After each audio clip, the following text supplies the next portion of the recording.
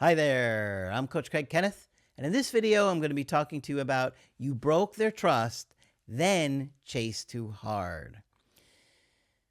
Relationships can be a very fragile dynamic that we always want to treat with care and love and respect.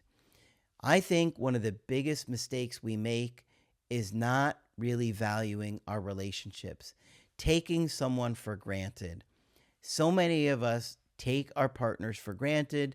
They think that they're going to tolerate whatever bad behavior we throw at them, and vice versa.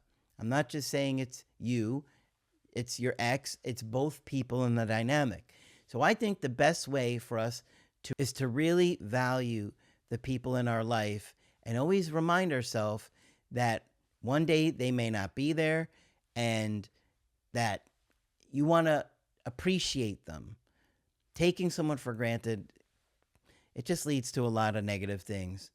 And we have a situation here that it gets kind of complicated, right? But you can see that both people make mistakes in this relationship. Okay, this is an email coaching that I think is going to really show you where two people were making mistakes. They said, "Hello, Coach Craig. The relationship began when Alice and I were in our early 20s. She was 22 and I was 20. She is currently 34 and I'm 32. Okay, so they're together like 10 years. They started dating when they were very young. So they know each other backwards, forwards, inside, and out, right? So in a situation where you've been with a partner this long, you really have to make personal growth your top priority. You got to be working on the workbooks and the course every day, because if they come back and you're still the same way, they're going to know it right away because they know you so well. At the time, I was completing a residency and she worked night shifts. We shared a home for about 9 years, were engaged, and had a dog. Overall, the relationship was loving and stable, but our schedules created a persistent problem. Alice's night work left me feeling lonely and neglected. This is huge. This is a big, big problem. Watch what happens here. For years, I asked her to switch to days.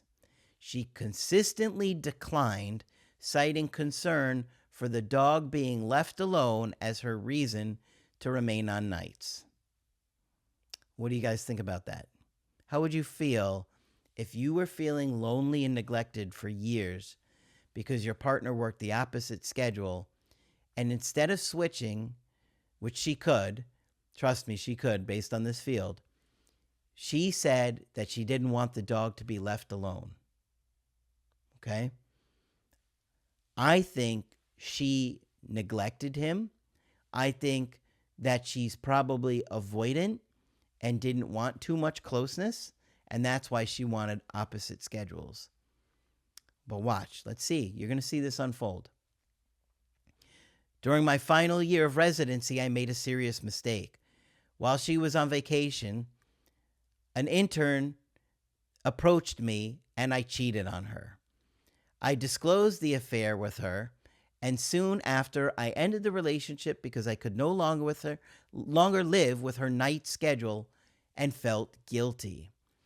Now, a big part of this is on her. Now, I'm not saying that she's the reason he cheated, but we have to look at the situation, right? Would he have cheated if she had switched to days? Probably not. But she didn't want to, for whatever reason. If you're buying the situation about the dog, and before you comment, you might want to hear my thoughts when we get to the end about this, okay?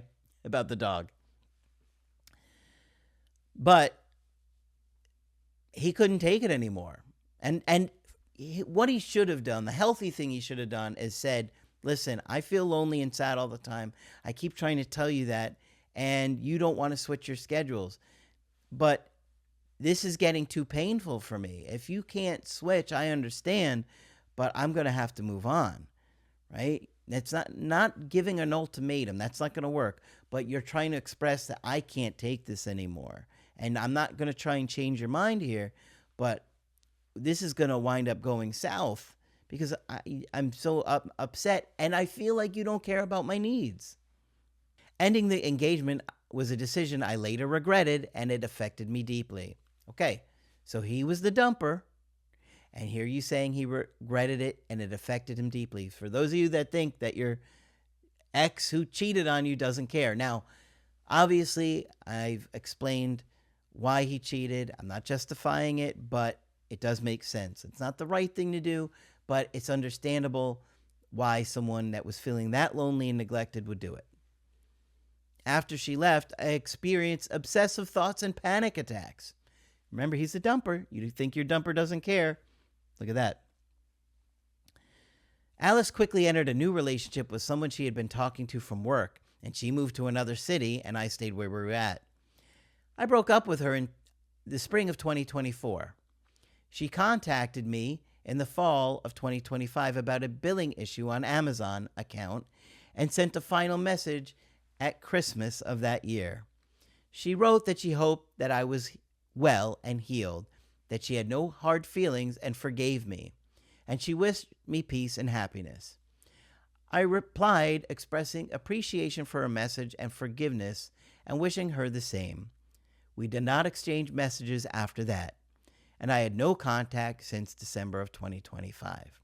So his story is a bit out of order, as you're going to see, right, in this next paragraph.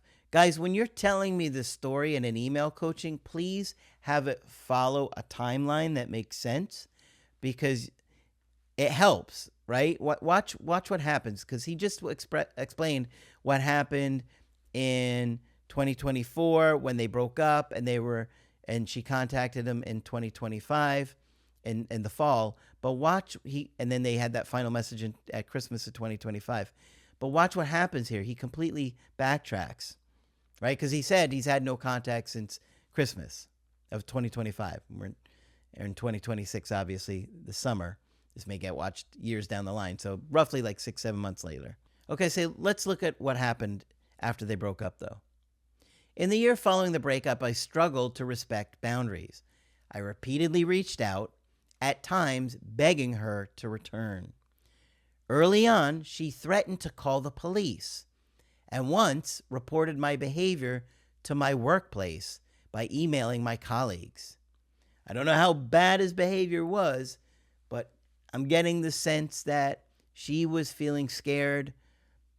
Watch, let's see a little bit more. After learning she had a new boyfriend, I visited her residence. What do I tell you guys about all the time? I visited her residence and pleaded with her to reconcile. She called the police. Here we have it. I tell you guys that this is like the worst thing you could do over and over again. Here we see another example. I'm going to repeat this again for all of you that are considering reaching out to your ex. I repeatedly reached out, begging. She threatened to call the police once, reported his behavior to the colleagues, found out she had a new boyfriend. What did I say? You guys watch your ex, it makes things worse. Look what happened. He watched, saw there was somebody new on her social media, and went to her house. She called the police. I also sent a handwritten letter in an attempt to communicate. Her responses made it clear she wanted distance. Okay, so I wish he had mentioned that before the whole no contact thing, so you would have seen the order a little bit more clearly. But let's see what happened. Alice works days now, and I think she was avoidant and had borderline personality disorder traits. Okay, that doesn't add up for me, that she's borderline. I saw nothing in the story that sounded like a borderline. Avoidant, yes. I didn't see any borderline traits. Not one thing seemed like a borderline from the situation. He has several questions here. Is there a realistic chance she will reach out to him again? Might I have another opportunity to repair the relationship? Will her new relationship last? And should I continue to maintain no contact?